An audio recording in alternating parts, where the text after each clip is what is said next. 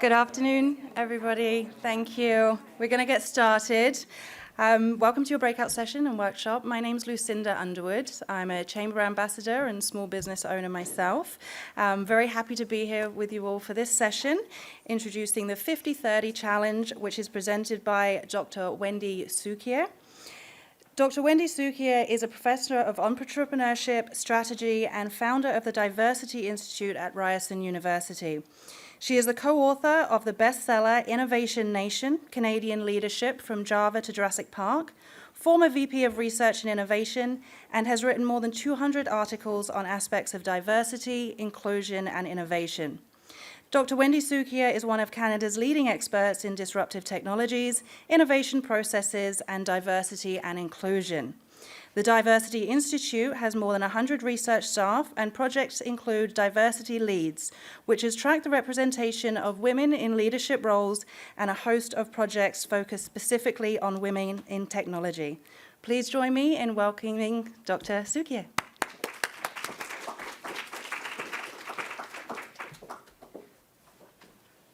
Thanks so much, and it's great to be here and see such a large and lively audience, and apologies for the long intro. I'm just very old.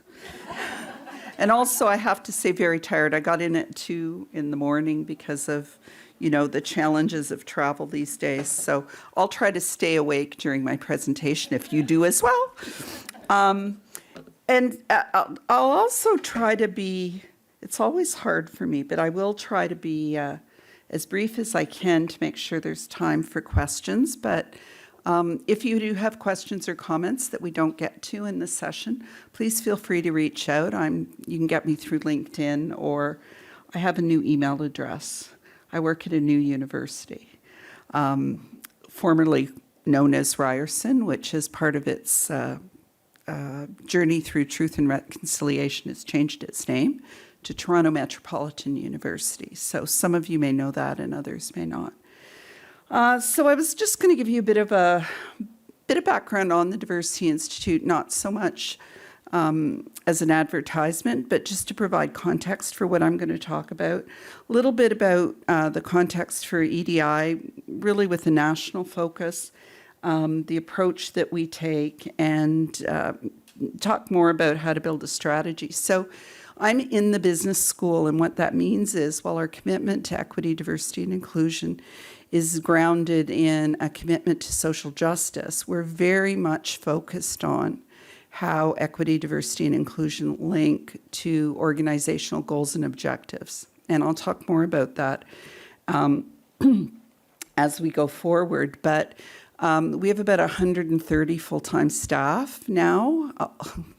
Not funded by the university, all funded externally, except for the Director of Finance and Admin, for obvious reasons. And so we have a lot of big projects, and some of them we are partnering with organizations in the region with, and we had a session actually before this where we talked about some of those. So for example, the Women Entrepreneurship Knowledge Hub, we work a lot with Dal and the Mount, and St. Mary's on different projects associated with the Women Entrepreneurship Knowledge Hub. We're the research lead for the Future Skills Center, so we fund a number of programs in the region focused on everything from digital skills to evaluating mentoring approaches for tech startup founders. And we have a bunch of other things. One of the projects we've most recently become involved in is the 50-30 Challenge, and we're really lucky that the Halifax Chamber has signed up for the challenge. I'll talk more about that later. So we're always looking for partners and opportunities to collaborate. If we think about the context of equity, diversity, and inclusion, it's certainly changed a lot, even within the last couple of years. And I think, for example, anti-Black racism has been a problem for a really long time, but the murder of George Floyd in such a visible way, I think, drew attention to the problem in ways that we had not previously seen.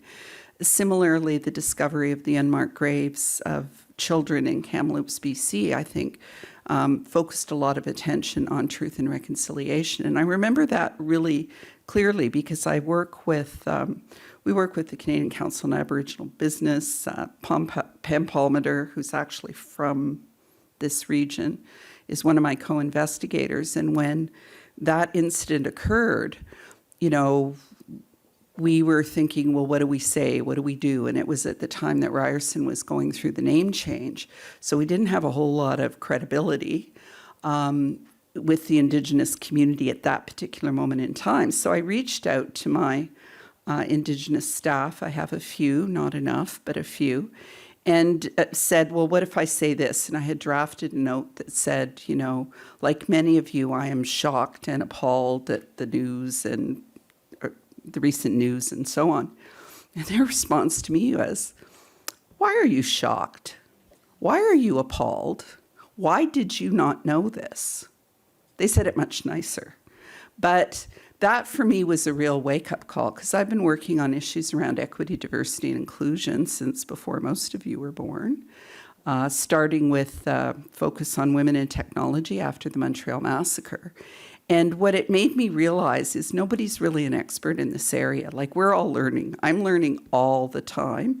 And there are some things, when we look at certain dimensions of women in leadership, women in technology, et cetera, that I feel like I kind of know well because I've been working on it for 30 years.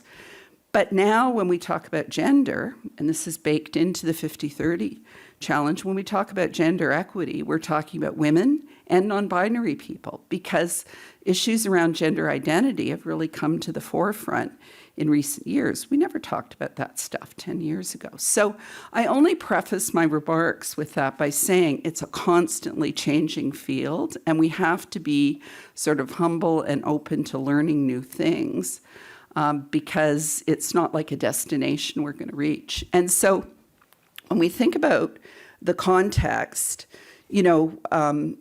Atlantic Canada is really quite advanced with things like the Atlantic Immigration Pilot Project, which I think now is made permanent, in terms of recognizing that as the boomers, like me, are retiring or dying, and as I said this morning, I want to do the first before the second, but if I have many more weeks like this, not sure that's going to happen. We have a real problem with a shrinking workforce. And so immigration is really the only solution to that.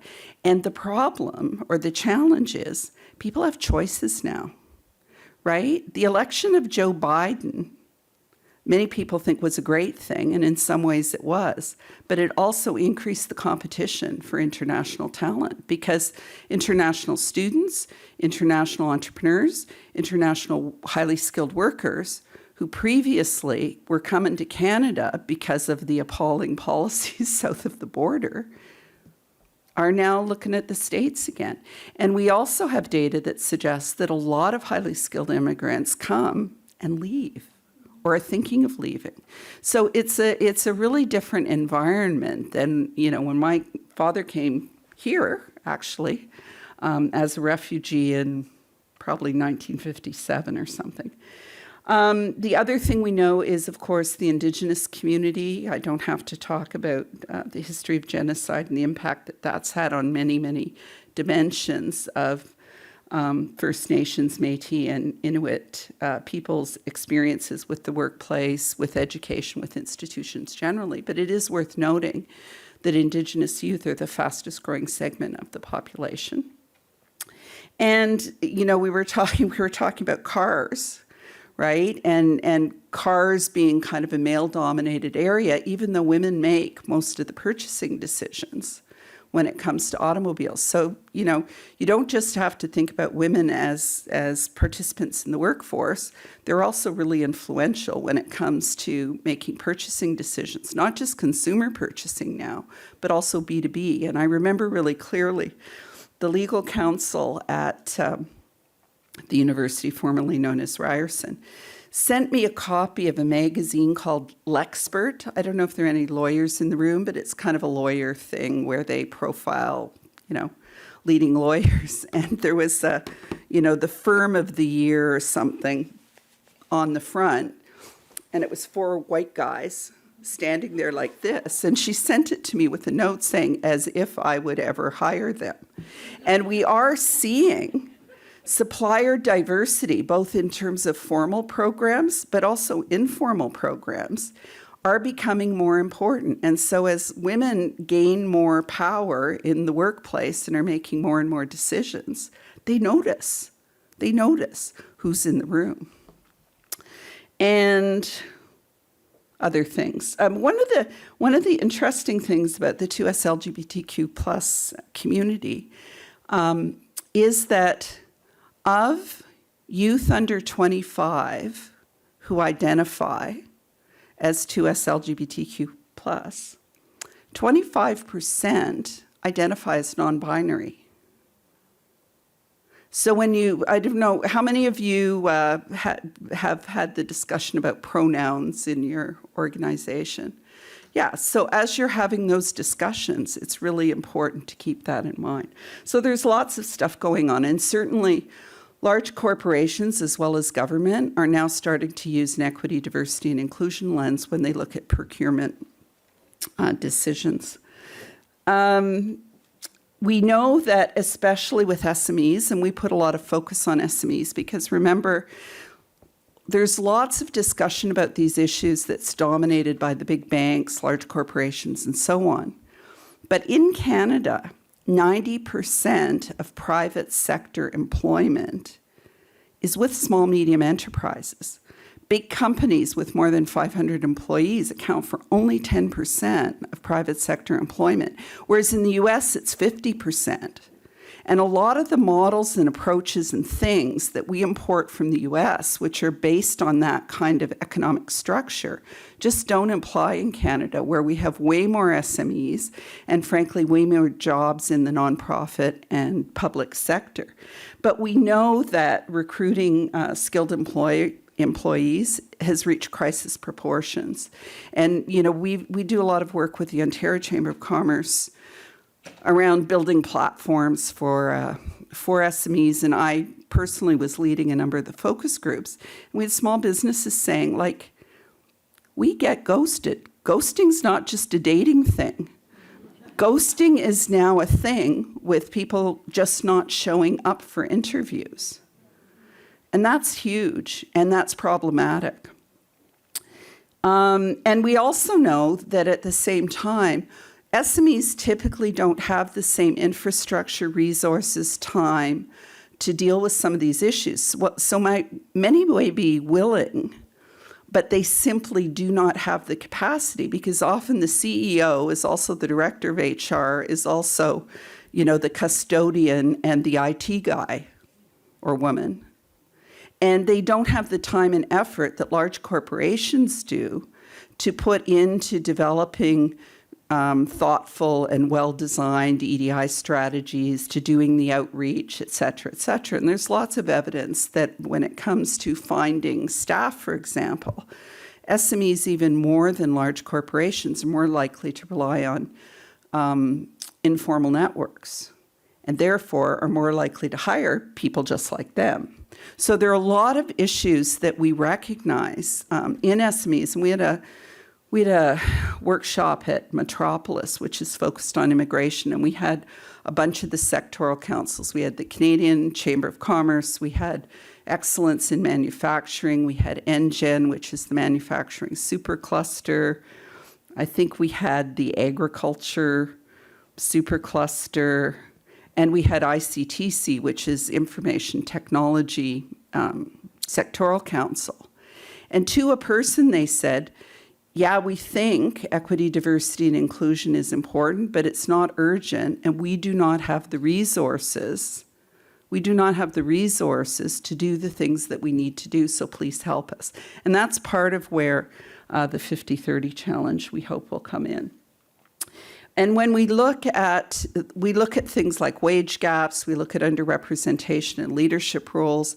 Of course, it's getting better, and I've worked on issues around women and women generally for 30 years, and there's no question it's better than when I entered the workforce. A government department where it was mostly men because it was mostly engineering. They talked about women's bodies in the office, like, is she wearing a bra today or not, quite openly. Sunshine girls all over the place.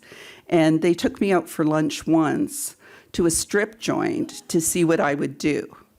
That was my introduction at the age of, 20-ish. To the workplace and at government workplace. Clearly things have improved in some respects, but we're not really there yet. There are still issues around harassment, discrimination, and so on. There's still underemployment of newcomers, even though everyone's screaming for tech talent. 44% of internationally educated engineers are underemployed. Don't get me started on physicians and nurses and dentists and vets. Try to get a vet these days, a vet specialist. It's as hard as getting into an emerge department.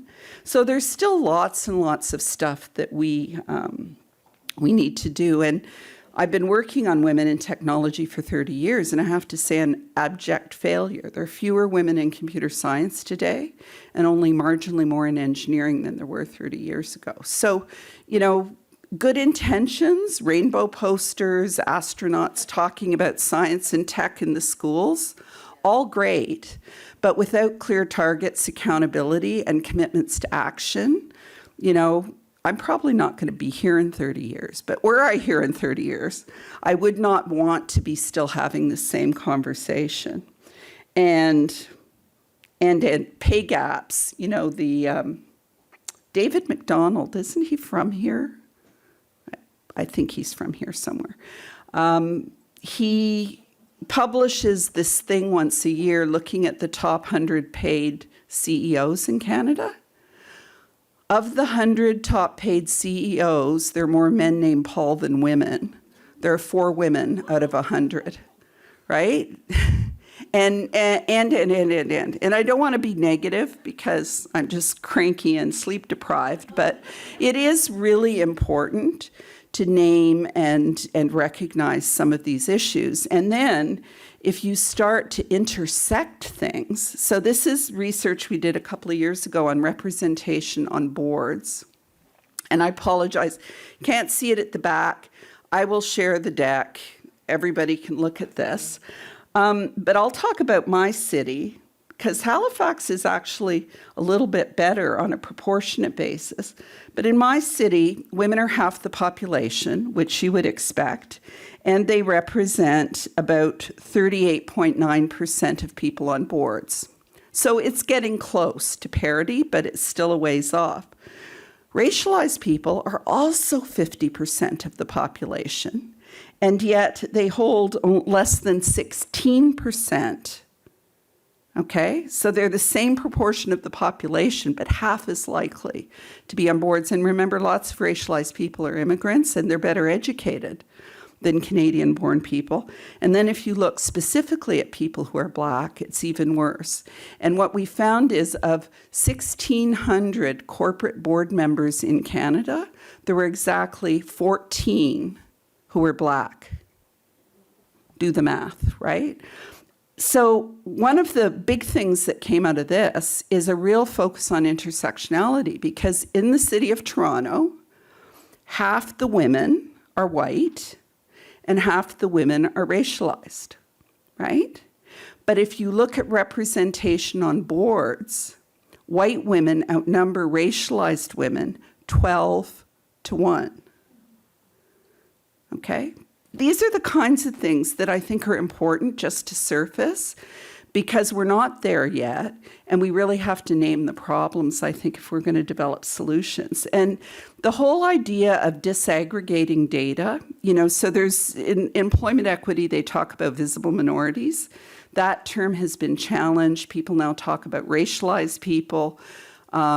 I've had people respond to me and say, I'm not racialized, I'm Black. So these identity issues are very complex.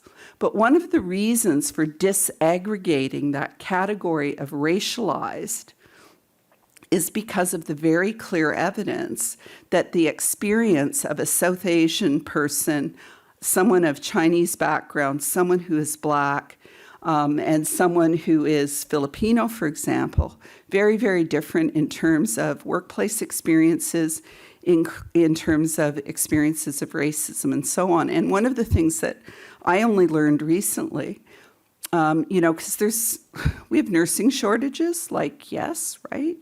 And integrating internationally educated nurses is kind of a challenge, and I can go into some of the issues there. But one of the things I did not realize is more than half of the internationally educated nurses who come to Canada are from the Caribbean and Africa. They are Black. And I believe there is pretty good evidence that the complexities around integrating internationally educated nurses are also layered with a fair dose of anti-Black racism. So we have to really be prepared to consider and look at those issues. And, we did a study, very large study in the GTA of the experience of Black people in the GTA. And this is shocking to me and concerning, because what it shows is younger people report higher levels of discrimination and racism. And some of that is because they were born and educated in Canada, and they are still treated shamefully. So if you come to Canada as a newcomer, you expect to experience some problems, and maybe you tolerate a certain level of racism because there are other things going on that make it worth being here rather than somewhere else.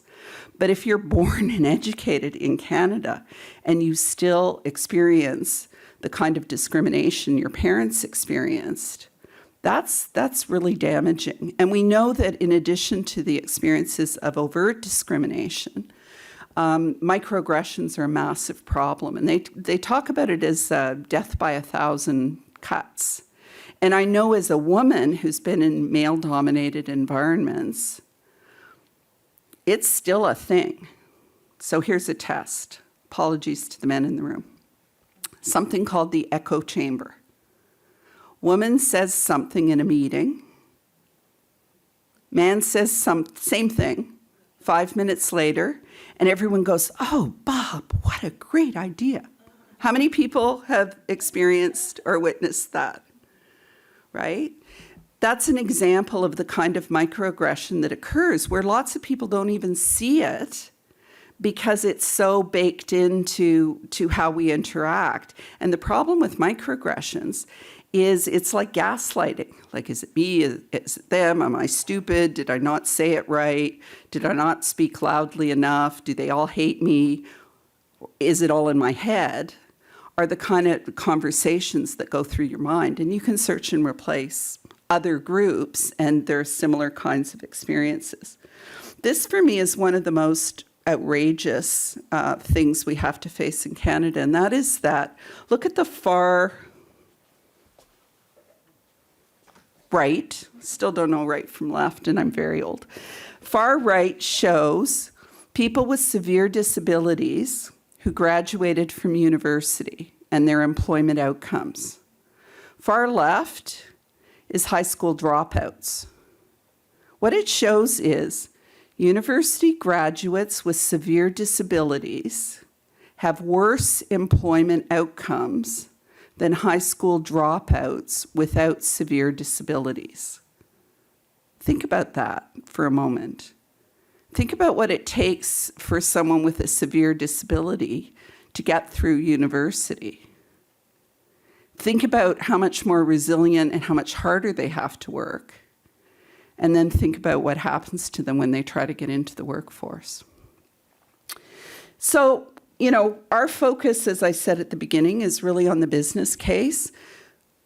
There's a talent shortage. Markets are changing. People are making decisions about who to purchase from based on EDI, and there are opportunities in the market you miss if you don't know about diversity, if you don't have diverse groups. And I mentioned this in the session this morning, but one of my favorite examples, again, I'm playing to the women in the audience, is entrepreneur has a pitch, presents it to the venture capitalists. And we know from the research that there's huge bias. You know, a man and a woman can give exactly the same pitch to a VC, and they get to ask different questions, and the man is more likely to get money. So they heard the pitch, didn't resonate with them, turned it down. The pitch was from SheerTex. It was for pantyhose that do not run. How many people think that was a great decision? Right? So we know that if you have more diversity on your teams, you're not going to miss as many opportunities. We know when you have diverse teams, they have different perspectives, and they're going to drive innovation. And there's lots of research to support this. We know that when you do a good job on equity, diversity, and inclusion, people are more likely to be engaged, they're more likely to stay, and they're more likely to be more productive. And if all that stuff's not good enough, think about the reputational and financial impact of getting this stuff wrong. And I'm getting the hook, so I'm going to try to move through the rest very quickly.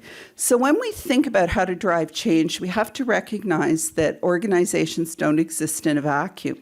We are all shaped by our culture, by the stereotypes, by the assumptions, by the media, and of course, organizations are shaped by people's attitudes and behaviors. And so we really focus on trying to have an integrated approach that looks at these various systemic things. And as I said, I'm going to zoom through some of this stuff because I want to make sure there's time for questions.